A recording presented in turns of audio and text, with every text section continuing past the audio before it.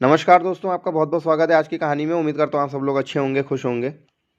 दोस्तों, रिश्तेदार, रिश्ते, घर, परिवार, ये वो शब्द हैं, ये वो लोग हैं जिनकी अहमियत हम लोगों को तब पता चलती है जब हमको इनकी सबसे ज़्यादा ज़रूरत पड़ती है।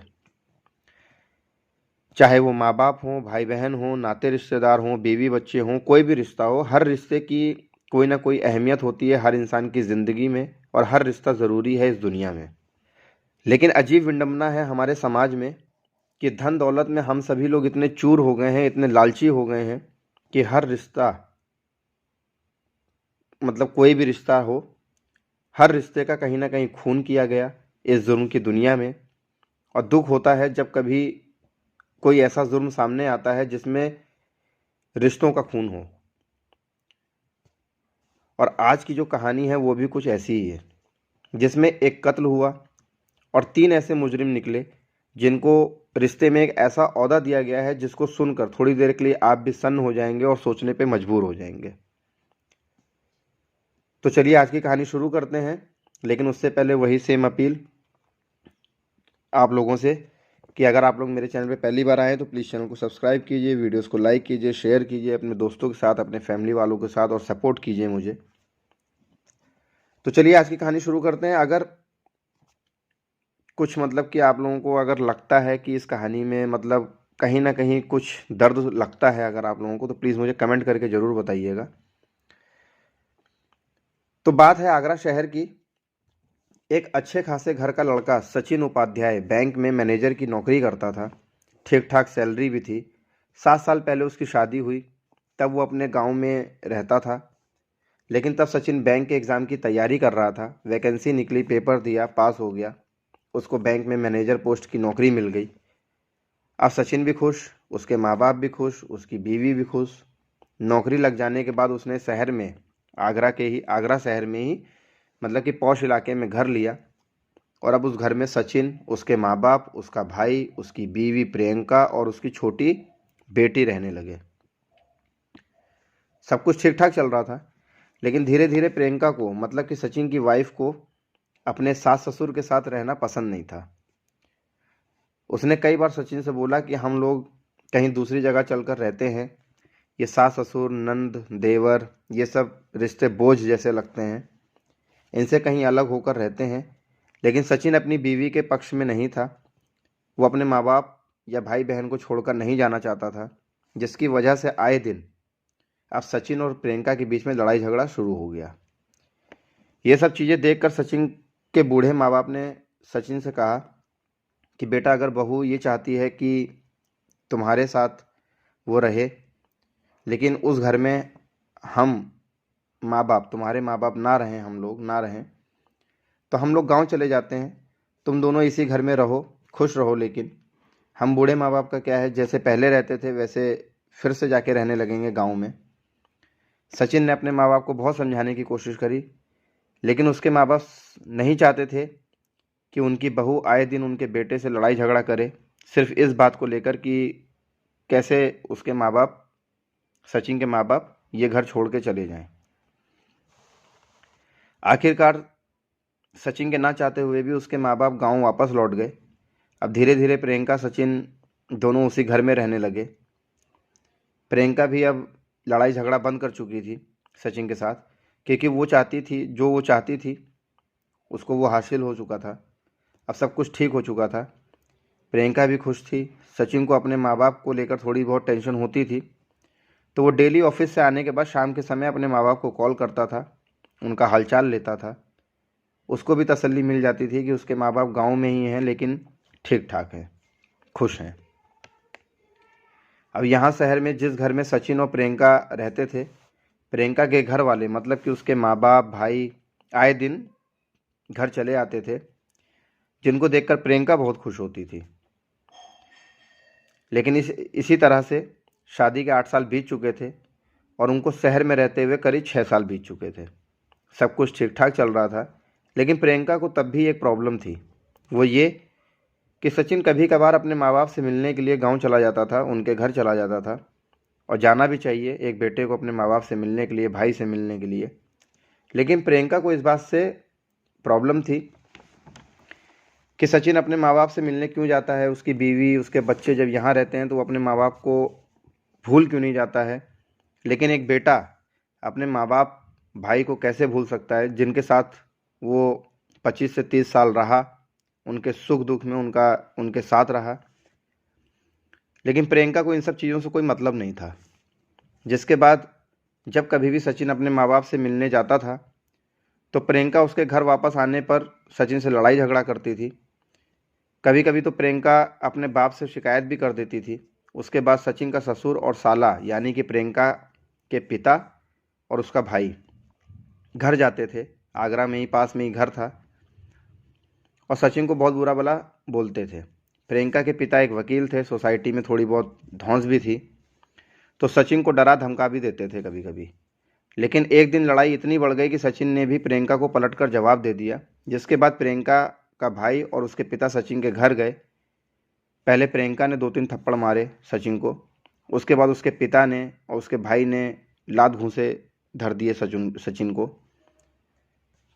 और काफ़ी बुरा भला बोला और बोले कि तुम कौन होते हो मेरी बेटी से इस तरीके से बात करने वाले, तुम मेरी बेटी को परेशान करते हो, फलाना ढिमाका, दुनिया भर की बातें उसको सुना दी। बल्कि उसकी कोई गलती भी नहीं थी फिर भी। लेकिन ये सब बात सचिन ने अपने माँ बाप से नहीं बताई, क्योंकि सचिन नहीं चाहता था कि ये सब चीज़ें मैं अपने माँ बाप को बताऊं, फिर उनको दुख होगा। तो वो अपने माँ बाप को नहीं बताता था और सचिन अब थोड़ा बहुत दब के रहने लग गया था अपनी बीवी से, अपने सास ससुर से, साले से।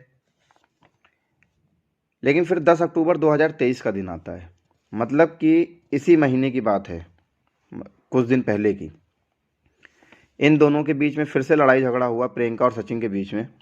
लेकिन इस बार जो लड़ाई झगड़े की वजह थी वो कुछ अलग थी।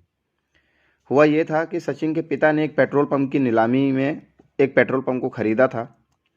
पैसा ठीक ठाक था सचिन के पिता के पास, तो सचिन के पिता ने एक पेट्रोल पंप खरीदा। लेकिन उस पेट्रोल पंप को सचिन के पिता ने सचिन के नाम पे ना लेके अपने छोटे बेटे के नाम पे खरीदा। और इसमें सचिन की भी रजामंदी थी, क्योंकि इस पेट्रोल पंप को खरीदने से पहले सचिन के पिता ने सचिन के साथ मिलकर सलाह मशवरा लिया था। क्योंकि सचिन की बैंक में सरकारी नौकरी थी और उसका छोटा भाई बेरोजगार था, तो सचिन ने भी अपने पिता को बोला कि पेट्रोल पंप उसके छोटे भाई के नाम पर खरीद लो, ताकि वो भी इस बिज़नेस को समझे और अपना बिज़नेस संभाले, बढ़ाए, ताकि वो भी कुछ पैसे कमाएं और उसकी भी शादी करी जाए। सचिन और उसके पिता का फैसला जो था वो अच्छा था, नेक था। वो अपने छोटे भाई को के बारे में सोच रहा था सचिन। दोनों भाइयों में बहुत प्रेम था। लेकिन ये बात प्रियंका को पता चल गई किसी तरीके से। और जब सचिन घर पे आया 10 अक्टूबर के दिन, तो प्रियंका ने फिर से लड़ाई झगड़ा शुरू कर दिया कि तुम्हारे बाप ने जो पेट्रोल पंप खरीदा है वो तुम्हारे छोटे भाई के नाम पर क्यों खरीदा है, तुम्हारे नाम पर क्यों नहीं खरीदा है। उसके बाद सचिन ने भी प्रियंका को समझाने की कोशिश करी कि जो मेरा छोटा भाई है वो बेरोजगार है, नौकरी है नहीं, मेरी तो फिर भी सरकारी नौकरी है, तो वो भी किसी उसके नाम पे भी अगर पेट्रोल पंप ले लिया है तो वो भी अपने बिजनेस को संभालेगा और कुछ पैसे कमाएगा ताकि उसकी भी शादी की जाए। लेकिन प्रियंका ने बोला नहीं, ये पेट्रोल पंप तुम्हारे नाम पे होना चाहिए ताकि बाद में ये पेट्रोल पंप हम लोगों को मिले, इसका पैसा जो कुछ है वो हम लोगों को मिले। और डराया धमकाया प्रियंका ने अपने हस्बैंड को, सचिन को मतलब, और बोला कि अगले दिन तुम जाओ और अपने बाप से बोलो कि ये पेट्रोल पंप तुम्हारे नाम पे कर दें। उस दिन 10 अक्टूबर की रात तू मैं ये सब हुई और फिर खाना पीना खा के दोनों लोग सो गए। अगला दिन होता है, 11 अक्टूबर का दिन आता है। सचिन सुबह उठता है, नहाता धोता है, नाश्ता पानी करता है और बैंक चला जाता है, अपने ऑफिस चला जाता है। लेकिन प्रियंका ने जाने से पहले उसको बोला था कि तुम अपने बाप से इस बारे में बात करोगे और रजिस्ट्री जो है पेट्रोल पंप की वो अपने नाम पे करवाओगे। लेकिन सचिन ये चाहता नहीं था। उस दिन वो अपने पिताजी के पास गया नहीं। 11 अक्टूबर की शाम हुई, ऑफिस से घर आया। प्रियंका का पहला जवाब यही था कि तुमने अपने पिता से रजिस्ट्री के लिए बात करी कि नहीं करी। सचिन ने साफ साफ मना कर दिया और कुछ कड़े शब्दों में बोला कि मैं इस बारे में बात नहीं करूँगा। मेरी ही सलाह मशवरा लेकर ही मेरे पिता ने वो पेट्रोल पंप मेरे छोटे भाई के नाम पे ख़रीदा है और मैं ये पेट्रोल पंप वैसे भी अपने नाम पे नहीं करवाना चाहता हूँ। बस इतनी सी ही बात थी। उसी पे प्रियंका फिर से लड़ने झगड़ने लगी और कुछ देर बाद ही अपने पिता को और अपने भाई को फ़ोन किया। आधे घंटे के बाद उसके पिता और उसके भाई भी उस घर में आ गए, सचिन के घर में। बात इतनी बढ़ चुकी थी कि पहले प्रियंका ने अपने मतलब सचिन पे हाथ उठाया, फिर उसके बाप ने अपने दामाद पे हाथ उठाया, उसके साले ने अपने दामाद पे हाथ उठाया और उसको इतना पीटा कि वो बेहोश हो गया। लेकिन बेहोश होने के बाद भी वो लोग रुके नहीं, मारते पीटते रहे। और तभी सचिन के जो वो प्रियंका के जो पिता थे, वो वकील थे, उनको ये फील हुआ, महसूस हुआ कि सचिन बेहोश नहीं हुआ है, उसका वो मर चुका है। जब ये बात उनको पता चली उन तीनों को, तो उनके भी हाथ पैर फूले, घबराए। लेकिन सचिन, प्रियंका के जो पिता थे वो वकील थे, सारा दांव पेच जानते थे, कानूनी दांव पेच, सुराग, सबूत सब कुछ जानते थे। फिर इन लोगों ने सचिन की लाश को एक कमरे में डाला, क्योंकि मेड का आने का समय हो रहा था। जो शाम के टाइम पे आके मेड खाना बनाती थी, उसका आने का समय हो रहा था। तो सचिन की लाश को एक कमरे में डाला, फर्श वर्श पोछा, खून जो कुछ था पूरी साफ़ सफाई करी। तब तक मेड आ गई। मेड आई, उसने खाना बनाया, खाने में कढ़ी चावल रोटी बना के वो चली गई। उसके बाद दोनों ने, मतलब प्रियंका ने, उसके पिता ने, उसके भाई ने कढ़ी चावल खाया जैसा कि कुछ हुआ ही नहीं है घर के अंदर। उसके बाद फिर प्रियंका के पिता ने ये प्लान किया कि रात में ही इस सचिन की लाश को गायब कर देंगे। लेकिन फिर भी प्रियंका के जो पिता थे वो वकील थे, वो सारा सब कुछ जानते थे। तो उन्होंने उस घर के बाहर निकल कर जो और सब फ्लैट थे उनकी सबकी रेकी करी, आसपास के मोहल्ले की रेकी करी। तो उन्होंने देखा कि उस मोहल्ले में कई जगहों पे कैमरे लगे हुए हैं। तो उनको ये पता चल चुका था कि अगर लाश को बाहर लेके जाएंगे तो किसी ना किसी कैमरे में आ जाएंगे, और इतने सारे कैमरे से बचेंगे कैसे, ये भी एक बहुत बड़ा सवाल था। जिसके बाद प्रियंका के पिता वापस घर पे आए, सारा सब कुछ बताया कि लाश को बाहर नहीं लेके जा सकते हैं, क्योंकि बाहर कैमरे लगे हुए हैं और किसी न किसी कैमरे में कैद हो जाएंगे। खैर, पूरी रात भर प्लानिंग चली। अगले दिन सुबह हुई, 11 अक्टूबर की रात ख़त्म हुई, 12 अक्टूबर की सुबह हुई। और प्रियंका के पिता और भाई प्रियंका को कुछ इंस्ट्रक्शंस देके, कुछ सलाह मशवरा देके घर से चले गए। अब सुबह मेड फिर से आई, जो साफ़ सफाई वाली मेड थी, आई। सचिन की लाश रूम में ही पड़ी थी। मेड ने पूरा सब झाड़ू पोछा मारा, लेकिन प्रियंका ने मेड को बोल दिया कि उस कमरे में झाड़ू पोछा मत मारना, साहब सो रहे हैं, थके हुए हैं। मेड ने वैसा ही किया, उस कमरे में झाड़ू पोछा नहीं मारा जिस कमरे में सचिन की लाश थी। उसके बाद मेड चली गई।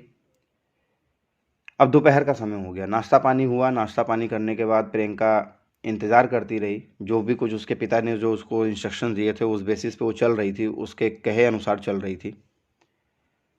अगले दिन दोपहर का समय हुआ। अब लाश को कम से कम 16-17 घंटे हो चुके थे। तब उसके बाद प्रियंका ने अपने मोबाइल से अपने पिता से कुछ बात करी, और उसके कुछ देर बाद ही प्रियंका ने ही अपने एक रिश्तेदार को गांव में फ़ोन किया और बताया कि सचिन ने खुदकुशी कर ली है और उसकी मौत हो चुकी है।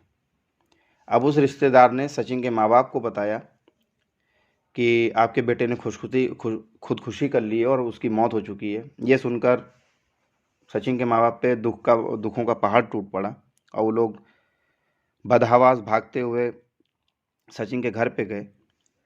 और जैसे ही सचिन के घर पे सचिन की लाश को देखा, तो उसके बाप को और उसके भाई को ये शक हो गया। जब चोट के निशान देखे इतने सारे, तो उनको शक हो गया कि ना, ये खुदकुशी नहीं है, ये मर्डर है।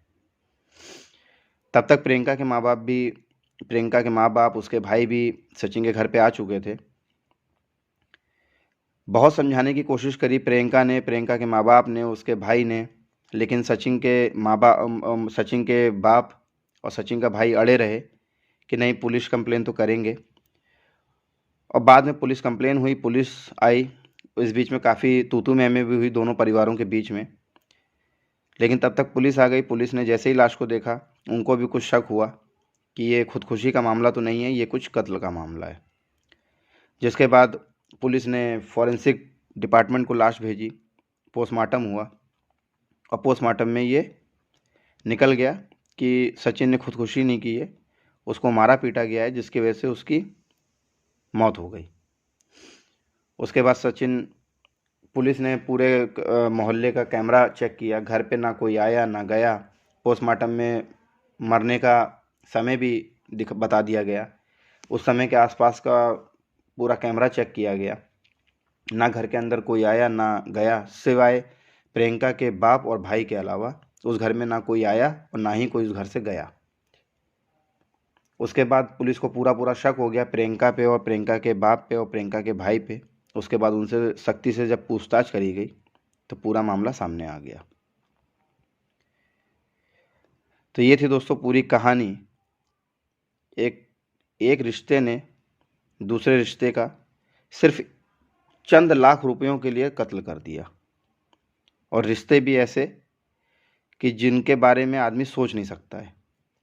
एक ससुर ने अपने दामाद का, एक बीवी ने अपने हस्बैंड का और एक साले ने अपने जीजा का कत्ल कर चुका था, सिर्फ और सिर्फ कुछ चंद लाख रुपयों के लिए, एक पेट्रोल पंप के लिए। मिला क्या आखिर में? केस, मौत हुई, केस खुला, तीनों लोगों की ज़िंदगी अब जेल में कटेगी, और पैसे के मामले में कुछ भी नहीं मिला तीनों को, जिसकी इन तीनों को लालच थी। केस अभी कोर्ट में चल रहा है, पुलिस तहकीकात कर रही है, बाकी के सबूत इकट्ठे कर रही है, लेकिन ये पूरा तय हो चुका है कि मौत, जो कत्ल हुआ है सचिन का, वो प्रियंका ने, प्रियंका के बाप ने और प्रियंका के भाई ने मिल के किया है। हो सकता है फांसी की सज़ा ना मिले, लेकिन पूरा जीवन अब उनका जेल में ही कटेगा, सिर्फ और सिर्फ कुछ चंद लाख रुपयों के लिए एक बीवी ने अपने हस्बैंड का कत्ल कर दिया। तो ये थी दोस्तों आज की पूरी कहानी। उम्मीद करता हूँ थोड़ा कहानी अच्छी लगी होगी आप लोगों को, लेकिन ऐसी कहानियों को कैसे बोल सकते हैं कि अच्छी लगी होगी, लेकिन फिर भी जो डेली रूटीन है वो तो करना ही है। कहानी थोड़ी दुखदाई थी, क्योंकि एक ऐसे रिश्ते का कत्ल कर दिया कुछ रुपयों के लिए, जिनके बारे में कोई सोच भी नहीं सकता है। तो ये थी दोस्तों आज की कहानी। उम्मीद करता हूँ आप लोगों को कहानी अच्छी लगी होगी। प्लीज़, अगर अच्छी लगी हो तो प्लीज़ चैनल को सब्सक्राइब कीजिएगा, वीडियोस को लाइक कीजिएगा, शेयर कीजिएगा। तब तक के लिए धन्यवाद।